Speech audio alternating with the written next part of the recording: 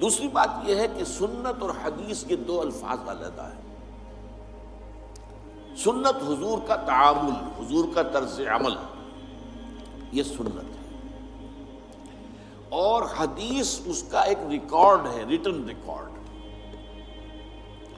سنت کو معلوم کرنے کے دو ذرائع ہیں، ایک حدیث جس پر ہم گفتگو ابھی کریں گے مزید، ایک امت کا تواتر عمل۔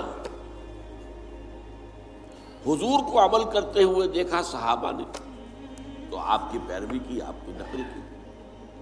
صحابہ کو عمل کرتے ہوئے دیکھا تابعین نے تو آپ کی ان کی پیروی کی اور ان کی جو ہے ان کے نقش قدم پر چلے۔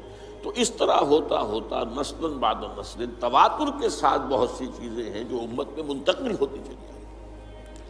تو یہ تواتر عمل جو ہے امت کا، یہ سنت کا علم حاصل کرنے میں دوسرا اہم اس کی سورس ہے۔ عام طور پر لوگ سنت اور حدیث کو مترادف سمجھ لیتے ہیں، یہ دو الفاظ مختلف ہیں، ان کا مفہوم جدا ہے۔ اب حدیث اور سنت یہ دونوں الفاظ جو ہیں اللہ کے لیے بھی آئے ہیں، رسول کے لیے بھی آئے ہیں۔ مثلا سنت اللہ التی قد خلت من قبل ولن تجد لسنت اللہ تبدیلا ولن تجد لسنت اللہ تحویلا۔ یہ اللہ کا قانون رہا ہے، طرز عمل رہا ہے، اللہ کا تعامل رہا ہے ان لوگوں کے بارے میں جو پہلے ہو گزرے ہیں، اور تم نہیں دیکھو گے کہ اللہ کے سنت میں، اللہ کے قانون میں، اللہ کے طرز عمل میں، اللہ کے تعامل میں کوئی فرق واقع ہو، نہ تبدیلی نہ تحویل۔ اسی طرح فرمایا سنت من قد ارسلنا قبلک من رسلنا ولن تجد لسنتنا تحویلا۔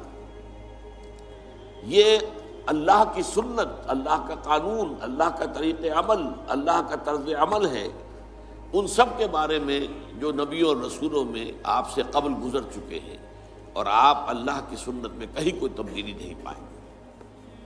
تو یہ اللہ کی سنت ہے، تو رسول کی سنت اور اللہ کی سنت۔ اسی طریقے سے حدیث سورہ نساء میں فرمایا وَمَنْ أَصْدَقُ مِنَ اللَّهِ حَدِيثًا۔ قرآن کیا ہے؟ یہ حدیث اللہ ہے، اللہ کی بات ہے، اور تم نہیں پاؤ گے اللہ سے بڑھ کر کوئی سچا اپنی حدیث میں۔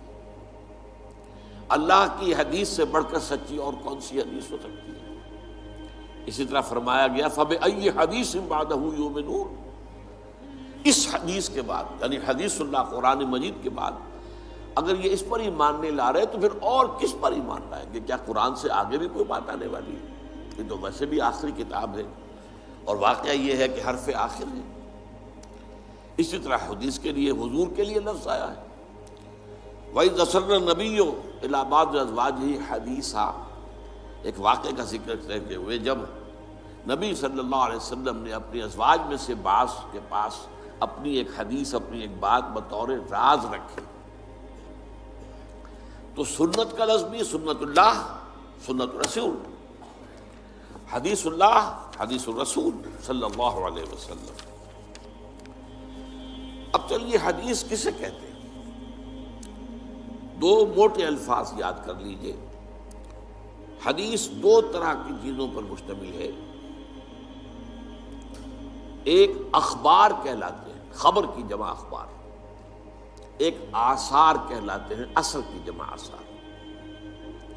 خبر کسے کہتے ہیں؟ حضور کا کوئی قول ہو، کوئی فعل ہو یا تقریر ہو۔ اب یہ تقریر کو آپ نہیں سمجھتے، تقریر تو آپ سمجھتے جو میں کر رہا ہوں یہ تقریر ہے، یہ تو ہے تقریر۔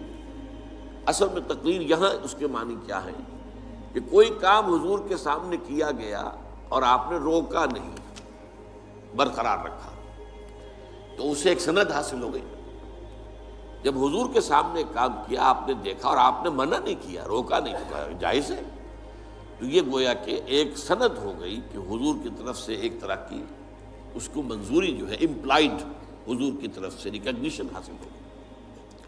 تو حضور کے اقوال، حضور کے افعال، حضور کی تقریر، یہ کہلاتے اخبار، خبر کی جمع اخبار۔ اور آثار ہیں کسی صحابی کا قول یا صحابی کا عمل یا صحابی کی تقریر۔